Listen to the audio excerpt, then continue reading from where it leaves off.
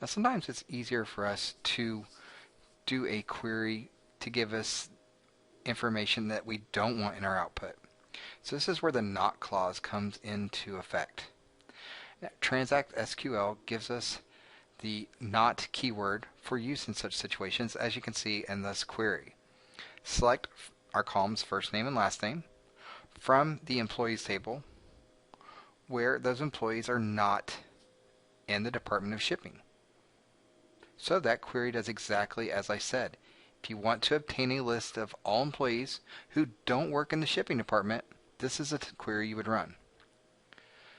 The use of operators as shown in this sample can help in achieving the same results in many instances. We could also write this query using the greater than and less than operator in place of an equal sign. Here is that shown for you in this example here. We simply replaced the not operator where not department equals shipping. Instead we said where department is not equal to, using the greater than and less than sign, to have the same exact result. No matter which way you write the syntax for the query statement, it will produce the same results. Now let's take a look at union clauses, which are different from join statements, which combine columns from two tables. So the union clause allows you to combine the results of any two or more queries into a resulting single set of information that will include all the rows which belong to the query in that union. And here's an example for you now. We're going to select the first name and last name from the table employees where the department equals shipping. Union is set from the select first name and last name from employees where the hire date is between January 1st, 1990 and January 1st, 2000. So this union will combine the results of these queries. Now you must remember a couple basic rules when combining the results of two queries using the union clause. The number and order of columns must be the same in each of the queries in the clause. As you see here, we have our columns listed as first name, last name in our first query, and in the bottom query, same thing, first name followed by last name. Now we'll take a look at the except and intersect clauses. Now with these clauses, both the except and intersect statements are designed to return distinct values by comparing the results of two queries. And the except clause gives you the final result set where data exists in the first query and not in the second data set. And the intersect gives you the final result set where values in both of the queries match by the query on both the left and right side of the operand. Let's take a look at some examples to help emphasize these points. Now here's an intersect. In this one you can see, let's say you worked in a factory setting and you wanted to retrieve one list showing products with work orders and another list showing products without any work orders. To do that, you could structure the query as follows, first using the intersect clause here. So we are going to select the product ID from production, which is our database name, dot product, which the product is our table name. So that is the naming notation you would use here using SQL. Intersect, select product ID from production, which is our database again, dot work order. Work order is the table name in production. And the result, if we were using the AdventureWorks database, would be 238 rows which are products that have work orders. Now on the other hand, if we wanted to not have products that have work orders, we wanted to look at our list of products without work orders, let's use that except clause in a statement here. Select product ID from production.product, except where select product ID from production.workorder. This will give us a result of our products without work orders. Remember, the definition of the except clause is that it returns any of those distinct values from the left query which are not also found on our right query or our bottom query. When you're working with your AdventureWorks, try some examples. Just try doing this on your own, just creating some queries to give you these type of results using the except and intersect clauses.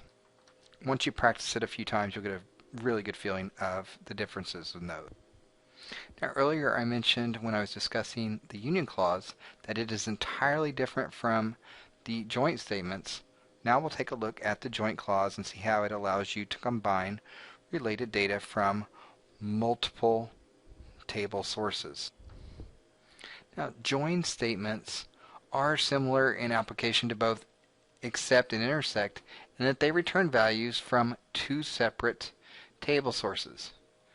Join statements can be specified in either the from or the where clause, but I just want to recommend to you that you specify them in the from part of your clause. Now, there are three types of join statements that you need to be aware of, and those are inner joins, outer joins, and cross joins. Joins are probably the biggest obstacle people face when they're writing SQL scripts. So make sure you get lots of practice using these joins. Now, the inner joins are going to allow you to match related records taken from different source tables, and I'll show you an example of that. Outer joins can include records from one or both the tables you're querying which do not have any corresponding records to be found in the other table. Now, within our outer joins, we have three different types. We have a left outer join, the right outer join, or a full outer join. That goes a little bit beyond this topic here, but if you want to do some research on those, and you can go to Microsoft's website or YouTube or other areas to get some good examples and tutorials on those. Now, cross joins return all the rows from one table with all the rows from the other table. And when you're doing these cross joins, the where conditions should always be included, or you could just get a big mess. Once again, I cannot emphasize this enough, but I would definitely recommend that you specify your join clause in your join statements in your from clause. All right, let's go ahead and take a look at a example inner join clause now. Now, the statement that I've created here will retrieve a list of employees by their ID number and match each employee with the ID of his or her current department supervisor. So if you take a look at the tables, you'll see this. You have the department table and you have the employee table. So if you take a look at those in your AdventureWorks database, you'll see how this works. Now look at what we selected up here. We've selected from the employee table first name and last name, and from the department table first name and last name. And we're going to do our inner join of employee and department on our employee.department table. That's going to be our new table. Our department on employee, is equal to department ID in our table department. So that is how we do our inner join, to retrieve a list of employees by their ID numbers and match each employee with the ID number of their current supervisor.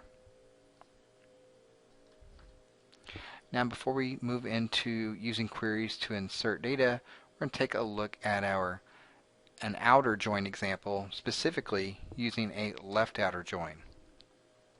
Now, this query will provide you a list of records from the second table that do not actually match any of your previous conditions. The outer join statements begin with the results of where the inner join finishes and includes all the records in the left table along with the matching records of the right table and any non-matching records. And you can see from our outer join, once again, it is going to begin where the results of our inner join finished. So select employee first name, and from our employee table, the last name.